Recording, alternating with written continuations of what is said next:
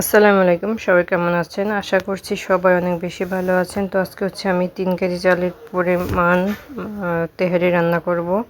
তো এখানে প্রাণের তেহারি মশলা নিয়ে নিয়েছিলাম। এর আগে না আমি সবসময় রাঁধুনি মিক্সড মশলাটা ব্যবহার করি। তো ফার্স্ট টাইম প্রাণের রেডিমিক্স মশলা দিয়ে রান্না করে দেখব। তো এখানে মাংসটা একদম ছোট ছোট করে কেটে নিয়েছি। তেহারির মাংসটা তুলনামূলক কিন্তু ছোট হয়।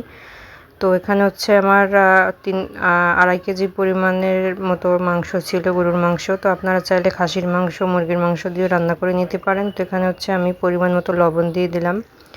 তো কিছুক্ষণ আগে ম্যারিনেট করে দেবো, এই কারণে একে একে সব মশলা দিয়ে দিলাম। তো এখানে এখন দিয়ে দেবো আদা বাটা, রসুন বাটা আর পেঁয়াজ আমি কিউব করে কেটে নিয়েছি। আপনারা চাইলে এখানে বাটা মশলাই ব্যবহার করতে পারেন।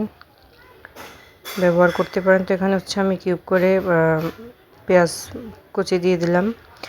তো এখন ভালো করে মাখিয়ে নেব। এর আগে আমি যে রেডিমেড মশলা দিয়ে দেখিয়েছিলাম সেটা কেটে নেব। তো 2 প্যাকেট পরিমাণ নিয়েছি, যেহেতু এক প্যাকেটই সাধারণত 1 কেজির জন্য থাকে। তো যেহেতু আমি একটু বেশি রান্না করবো, এখানে 2 প্যাকেটই দিয়ে দিলাম।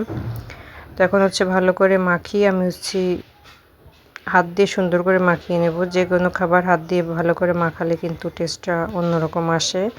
আর সব সময় চেষ্টা করি যে মাখিয়ে কিছুক্ষণ রেস্টে রেখে দিতে। আর তাড়াহুড়ো থাকলে তো কিছু করার নেই, সাথে সাথে উঠিয়ে দিই। তো হাতের সাহায্যে ভালো করে মাখিয়ে কিছুক্ষণ রেস্টে রেখে দিলে যে কোনো খাবারই স্বাদটা কিন্তু দ্বিগুণ বেড়ে যায়। তো এখানে আমি মাটির চুলে রান্না করব।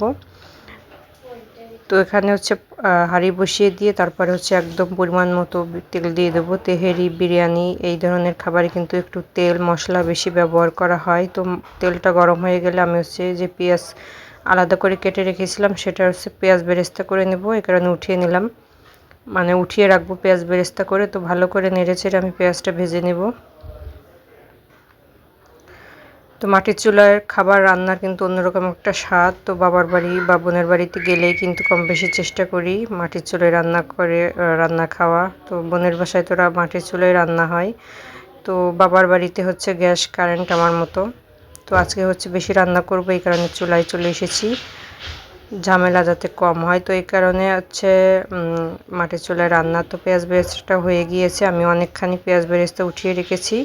আর এটার ভিতরে এখন মাংসটা ঢেলে দেবো, যে মাংসটা আমি ম্যারিনেট করে রেখে দিয়েছিলাম কিছুক্ষণ আগে। তো সেটা তো ভালো করে মাংসটা ম্যারিনেট করে রেখে দেওয়ার কারণে কালারটা এরকমের এসেছে। তো ভালো করে আমি এখন কষিয়ে নেব, যেহেতু মাংসটা ছোট, কষাইতে বা সিদ্ধ হইতে বেশি সময় লাগবে না। ভালো করে তেলের ভিতর কষিয়ে নেব, যে পানিটা আছে সে পানিটা সম্পূর্ণ শুকিয়ে যাবে কষাতে কষাতে। তো ভালো করে না কষালে কিন্তু খাবারটা ভালো লাগবে না, মশলার কাঁচা একটা গন্ধ থাকবে। তো ভালো করে আমি সুন্দর করে নেড়ে চেড়ে দিচ্ছিলাম। তো কিছুক্ষণ পরে এসে ঢাকনাটা দিয়ে রেখে দিয়েছিলাম। তো ঢাকনাটা উঠানোর পরে গায়ে মাংসের গা থেকে অনেক পানি বের হয়েছে, যেহেতু টাটকা মাংস। তো মাংসর পানি যে বের হয়েছে সেটা দিয়ে কিন্তু মাংসটা সুন্দর করে রান্না হয়ে যাবে। তো আমি পানিটা শুকিয়ে নিয়েছি। তো পানিটা শুকানোর পরে মাংসটা ভালো করে কষানো হয়ে গিয়েছে। এখন আমি একটা কি বলে পিঠা চালা যে জালি আছে সেটা দিয়ে মাংসটা তুলে নেব। আর এই মশলার ভিতরে আমি চালটা ভালো করে ভুনে নেব, তেহারির রান্নার যে চালটা। তো মাংসটা আমি সুন্দর করে স্ট্রেনার সাহায্যে উঠিয়ে নিচ্ছি। তো এখন আমি চালটা দিয়ে দেবো তেল আর মশলার ভিতরে। এই কারণে আমি মশলার পরিমাণ, তেলের পরিমাণ একটু বেশি দিয়েছি চাল অনুযায়ী। তো এখানে চালটা আমি ধুয়ে একটা জালিতে করে পানি ঝরাতে রেখে দিয়েছিলাম। একদম পানিটা কিন্তু ঝরঝরা হয়ে গেছে। আর এখন ভালো করে নেড়ে চেড়ে তেলের ভিতরে, মশলার ভিতরে আমি চালটা কষিয়ে নেব। তো কষানো হয়ে গেলে আমি পরিমাণ মতো পানি দিয়ে দেব, যেহেতু চালটা অনেক বেশি, এই কারণে আমি পানির পরিমাণটা বললাম না। আর আমি সবসময় চোখের আন্দাজে পানি দিয়ে রান্না করি পোলাও, বিরিয়ানি। তো আমারটা কিন্তু পারফেক্ট হয়। আপনারা লাস্টেই দেখতে পারবেন আমার তেহারির চালটা কতটা পারফেক্ট হয়েছে, ভাতটা আর কি। তো খুব সুন্দর করে নেড়ে চেড়ে আমি ঢাকনা দিয়ে ঢেকে তারপরে রেখে দিব। তো এখানে আর একটু পানি দিয়ে দিলাম, মনে হলো যে পানিটা কম হয়ে গিয়েছে।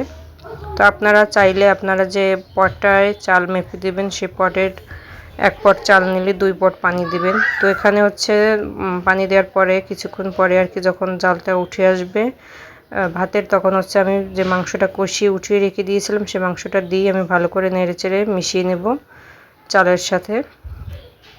পরে মেশালে হয় কি ভাতের সাথে মাংসর মশলা সব কিছু মেশে না। এই কারণে হচ্ছে আমি যখন একটু চালে ব্লক ওঠে তখন হচ্ছে আমি মাংসটা দিয়ে দেওয়ার চেষ্টা করি। তো ওই যে রান্না কিন্তু হয়ে গিয়েছে, আর দেখুন চালটা একদম মনে হচ্ছে যে আস্ত আর কতটা সুন্দর এবং পারফেক্ট হয়েছে। তো আমার রেসিপি ফলো করে আপনারা সহজে বানিয়ে নিতে পারেন। আর রেডিমিক্স মশলা বলে কথা, সব কিছুই রান্না একদম পারফেক্ট করে দিয়েছে আমাদের গৃহিণীদের।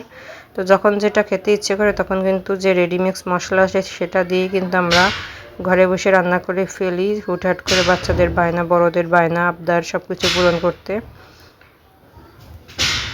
তো আজকে আমার ভিডিওটি কেমন লেগেছে, ভালো লাগলে লাইক কমেন্ট শেয়ার করতে ভুলবেন না। আর তেহেরি রান্নাটা কেমন হয়েছে, কেমন লেগেছে আপনাদের কাছে অবশ্যই বলে যাবেন। আর আমি যে পেঁয়াজ বেরেস্তাটা রেখে দিয়েছিলাম সেটা হচ্ছে উপর দিয়ে ছড়িয়ে পরিবেশন করে নিব এখন। আসসালামু আলাইকুম, থ্যাংকস ফর ওয়াচিং।